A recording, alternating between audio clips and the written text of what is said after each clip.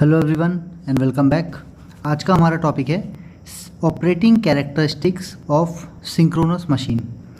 तो synchronous machine की operating characteristic की जब हम बात करते हैं तो वो दो कंडीशंस में एग्जामिन की जाती है। वो कौन सी कंडीशंस होती हैं? एक होती है आपकी वेरिएबल लोड और एक होता है वेरिएबल एक्साइटेशन। जब भी हम एक्साइटेशन वर्ड बोलते हैं तो सिंक्रोनस मशीन में एक्साइटेशन मतलब होता है EF, ओके। और EF किस पर डिपेंड करता है? आपकी DC करंट पर, जिसे हम फील्ड करंट बोलते हैं IF, ठीक है। तो पहले हम एक कंडीशन को कांस्टेंट करेंगे और दूसरी को वेरिएबल करेंगे और फिर कैरेक्टरिस्टिक को देखेंगे। तो सबसे पहले हम लोड को वेरिएबल मानेंगे और एक्साइटेशन को कांस्टेंट, यानी कि हमारा EF हमारा कांस्टेंट रहेगा और हम क्या वेरी करेंगे? हम लोड को वेरी करेंगे। और लोड हमारा क्या होता है? जैसे EF डिपेंड करता है IF पे, वैसे ही लोड जब भी बोला जाएगा तो लोड इज़ IA।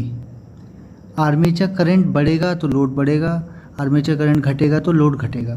तो लोड मतलब आर्मेचर करंट, एक्साइटेशन मतलब फील्ड करंट या EF, ओके। तो चलिए स्टार्ट करते हैं।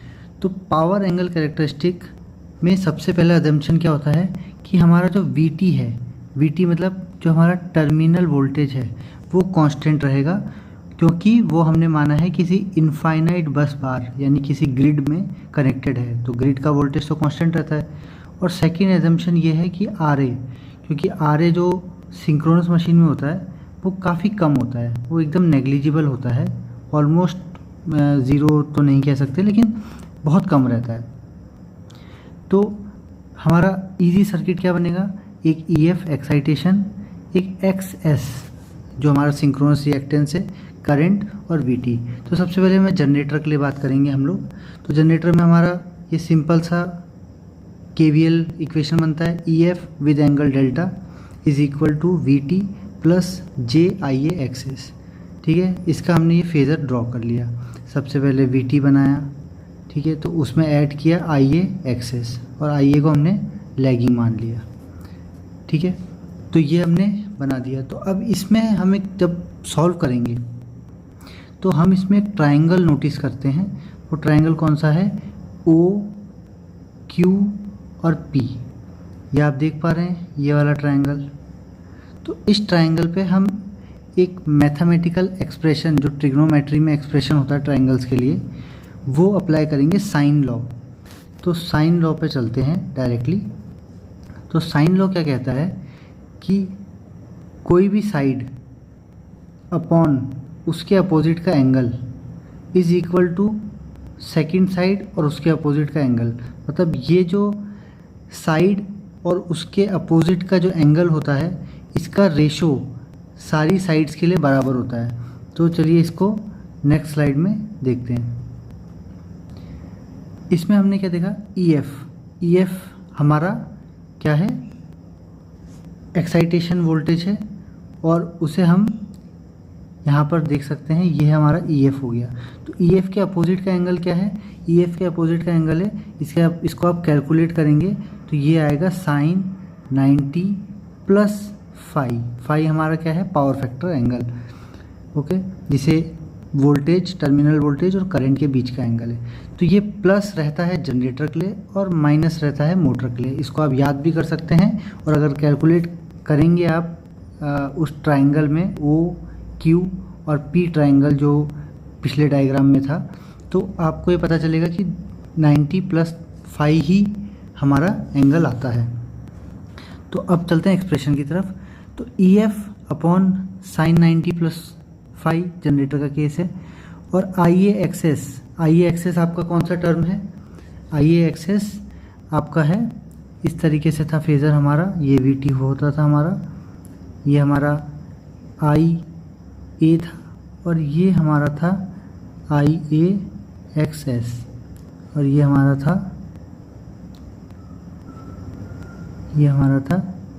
EF। इसी तरीके से फेज़र था और हमने इसे ड्रॉ कर दिया था, इसको इस तरीके से डॉट लाइन लाए, इसको ऐसे लाए तो ये हमारा एक ट्रायंगल बन गया जो 90 डिग्री ये बन रहा है। तो जब हमने इस आई ए एक्सेस को लिया तो इसके अपोजिट का एंगल कौन सा है, डेल्टा, है ना, इसके अपोजिट का एंगल डेल्टा है। तो I A axis divided by sine delta. और ई एफ को जब लिया तो ई एफ के अपोजिट का एंगल कौन सा है, इस एंगल को जब हम फाइंड आउट करेंगे तो ये 90 + फाई आएगा।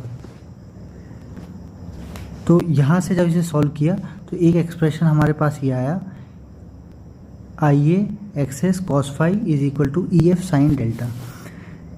इसमें दोनों साइड अगर बी टी को मल्टीप्लाई करेंगे और इसको थोड़ा सा अरेंज करेंगे हम तो ये हमारा फाइनल एक्सप्रेशन आता है। तो यहाँ पर हमने क्या देखा कि जो V T I A cos phi है, ये तो हमें पता ही था कि रियल पावर क्या होता है, voltage into current into cos phi, तो ये हमारा रियल पावर होता है। और वो सिंक्रोनस मशीन के केस में किसके इक्वल आया, दोनों साइड का वोल्टेज। मतलब अगर यहाँ पर हम डायग्राम बना दें, इस तरीके का डायग्राम बना दें, तो इधर का वोल्टेज क्या होता है वी टी, इधर का वोल्टेज क्या होता है ई एफ।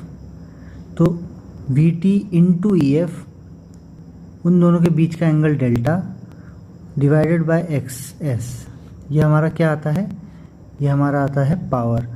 तो इसको ये हमें एक एडिशनल इक्वेशन मिल गई है, किसके अलावा, V T I A cos phi के अलावा हमें एक और इक्वेशन मिल गई है जो क्या है, E F we T divided by x S into sine delta. तो यहाँ पर आपको साइन डेल्टा की इंपॉर्टेंस पता चल गई होगी कि पावर एंगल इसे क्यों बोला जाता है, क्योंकि पावर डायरेक्टली साइन डेल्टा पे डिपेंडेंट है।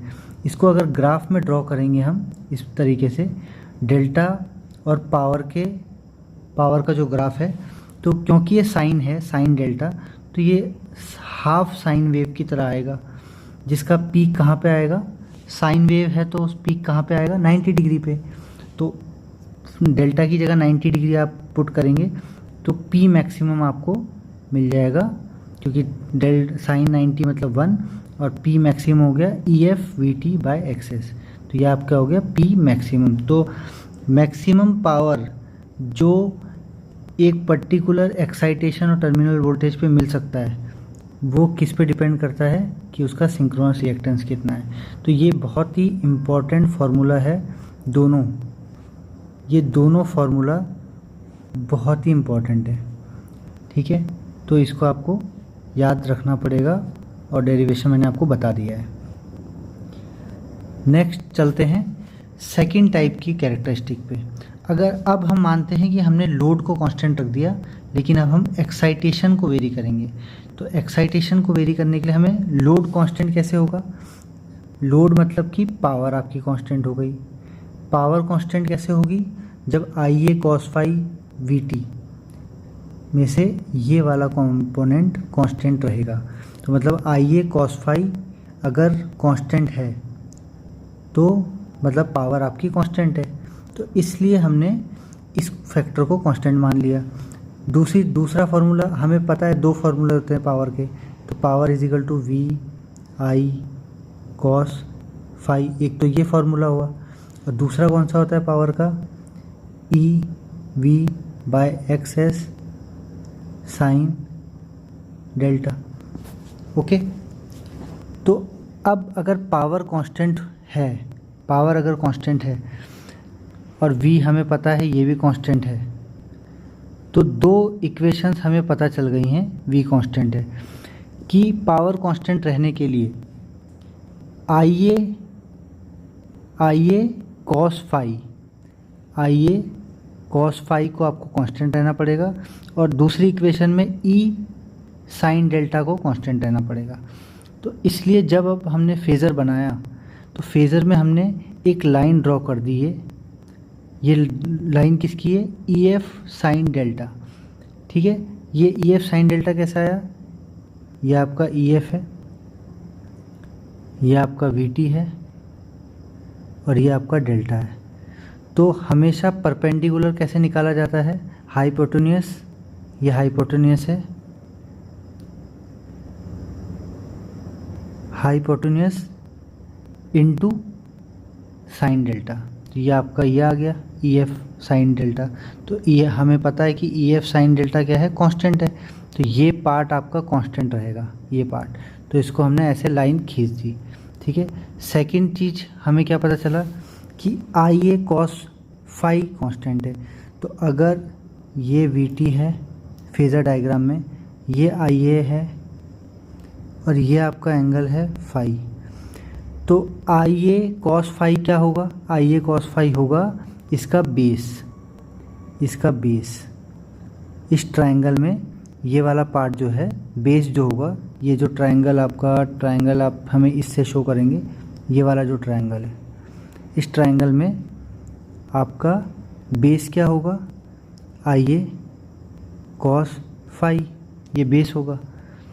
तो इसको कंसिडर करते हुए हमने आई ए कॉस फाई को कांस्टेंट कर दिया और यहाँ पे हमने आई एफ साइन डेल्टा को कांस्टेंट कर दिया, क्योंकि हमारी पावर कांस्टेंट है।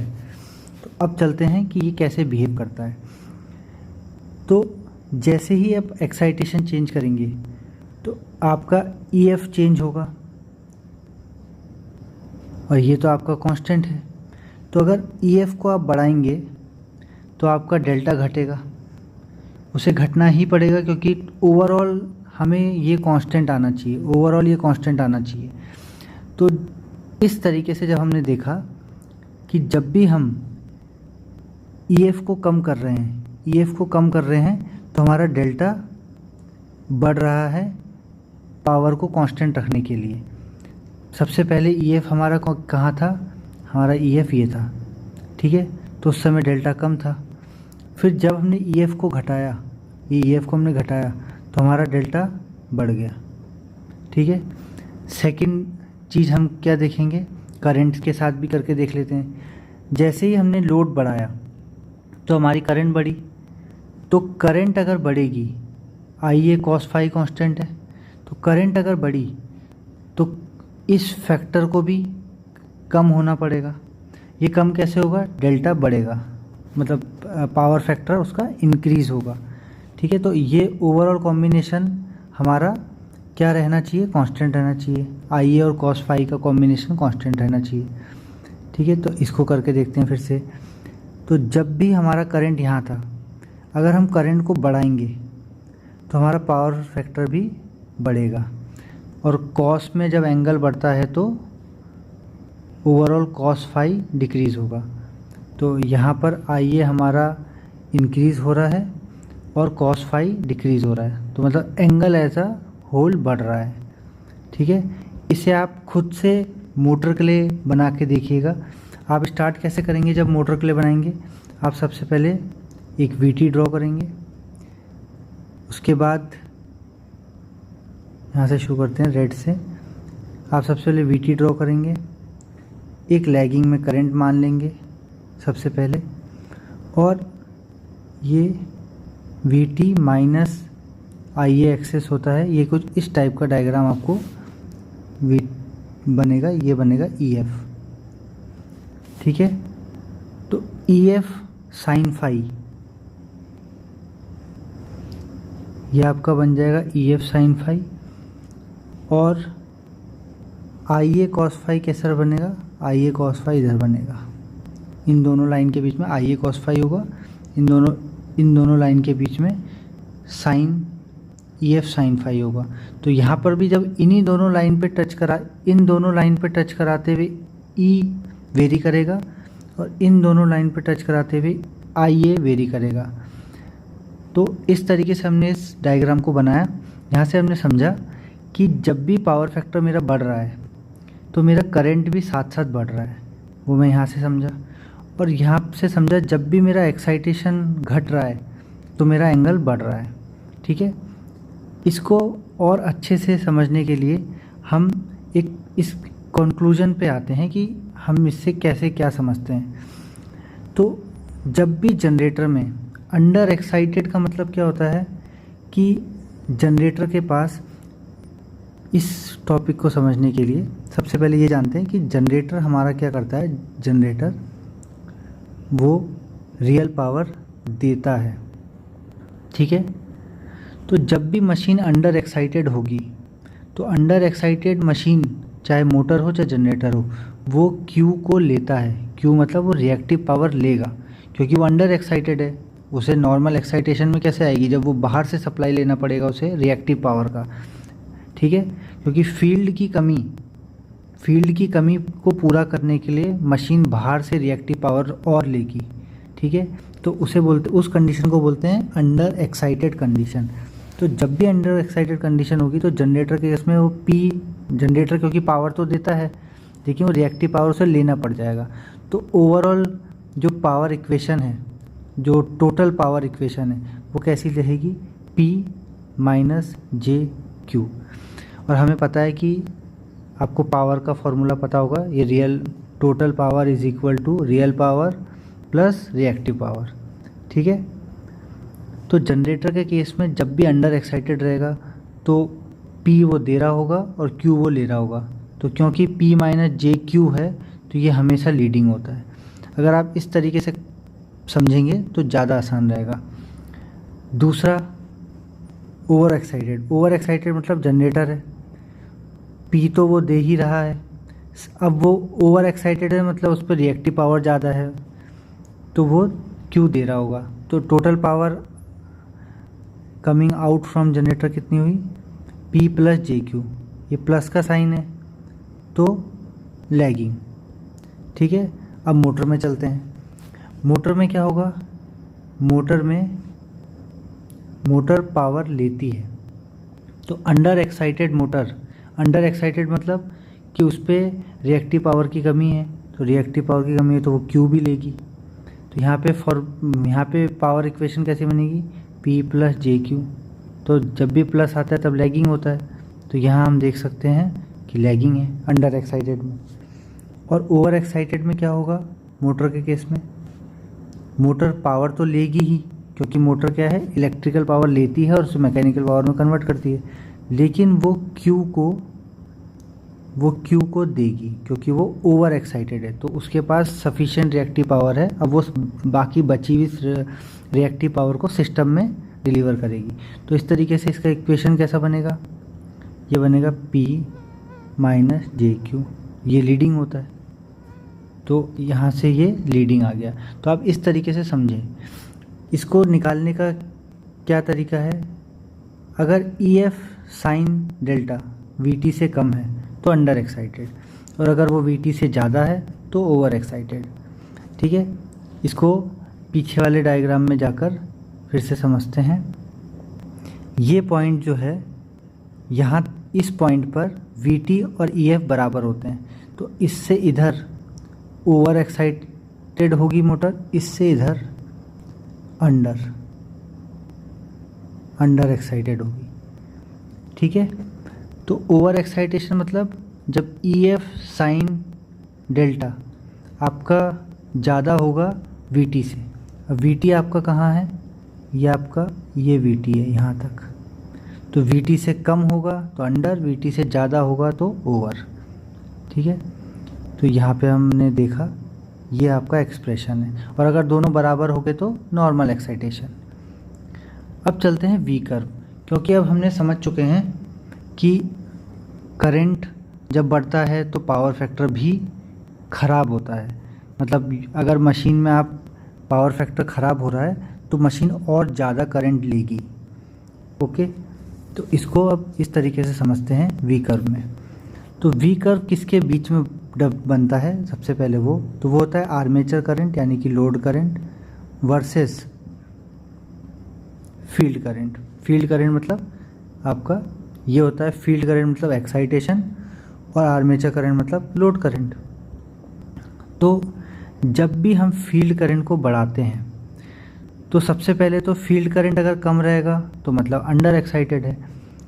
फील्ड करंट का मतलब होता है एक्साइटेशन। तो अगर फील्ड करंट आपका कम है तो मतलब आपका एक्साइटेशन कम है, तो एक्साइटेशन कम होगा तो मोटर ज़्यादा रिएक्टिव पावर, मोटर होगी या चाहे जनरेटर होगा, दोनों रिएक्टिव पावर बाहर सिस्टम से लेंगे। तो अगर वो सिस्टम से लेंगे रिएक्टिव पावर तो आपका करंट ज़्यादा ही होगा, मतलब आपका P मान लीजिए मोटर के केस में प्लस वो Q भी ले रहा है आप बाहर से, तो आपका करंट ज़्यादा होगा। तो इसलिए करंट आपका ज़्यादा रहता है। फिर धीरे धीरे आप एक्साइटेशन को बढ़ाते हैं, आप एक्साइटेशन को बढ़ा के इस पॉइंट पर लिया है। तो इस पॉइंट पर क्या है कि मशीन के पास खुद का रिएक्टिव पावर सफिशिएंट है, उसे बाहर से लेने की ज़रूरत नहीं है और ना ही उस पर ओवर है कि उसे देना पड़े। तो यहाँ पर वो ये क्यू वाला फैक्टर कैंसिल हो जाता है। मशीन सिर्फ और सिर्फ, अगर मोटर की बात करें तो सिर्फ और सिर्फ पावर ले रही होती है, तो क्यू वाला फैक्टर नहीं है, तो इसलिए करंट आपका मिनिमम होता है इस समय। तो मिनिमम करंट कब होगा? जब यूनिटी पावर फैक्टर पे होगी या नॉर्मल एक्साइटेशन में मशीन होगी, ठीक है।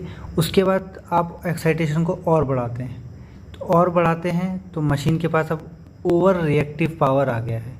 तो ओवर रिएक्टिव पावर आ जाएगा तो मशीन अब मान लीजिए पी मोटर के केस में, तो पावर तो वो ले रहा था, लेकिन अब ओवर रिएक्टिव पावर आ गया तो वो रिएक्टिव पावर को बाहर देना शुरू करेगा सिस्टम में।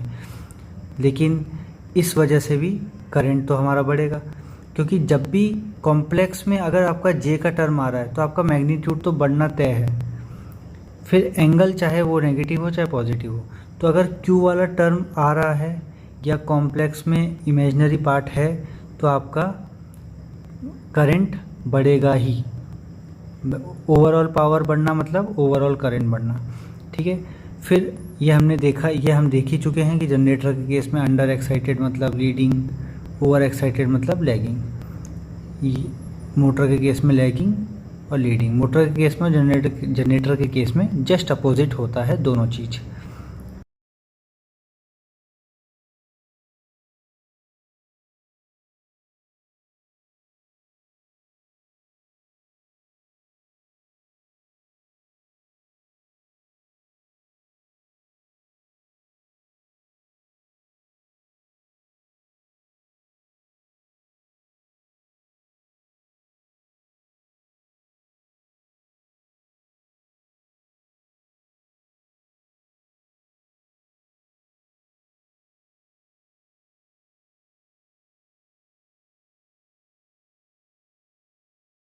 तो वी कर्व जो आपका है वो डिफरेंट डिफरेंट लोड के लिए और डिफरेंट डिफरेंट पावर फैक्टर के लिए बनाया जाता है। जैसे हर एक ग्राफ एक पर्टिकुलर लोड को डिफाइन कर रहा है।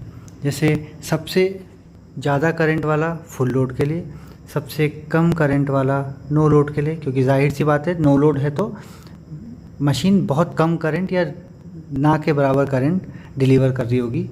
और फिर जैसे जैसे लोड बढ़ेगा तो ये वी कर्व ऊपर की तरफ शिफ्ट होता रहेगा, ओके। और मिनिमम करंट कब होगा? जब मशीन बिल्कुल नॉर्मल एक्साइटेशन में होगी, ठीक है। बिल्कुल जब नॉर्मल एक्साइटेशन में मशीन होगी तो मिनिमम आपका करंट होगा। तो दोस्तों आज के लिए इतना ही। थैंक यू वेरी मच, और इस वीडियो को शेयर करें और चैनल को सब्सक्राइब करें।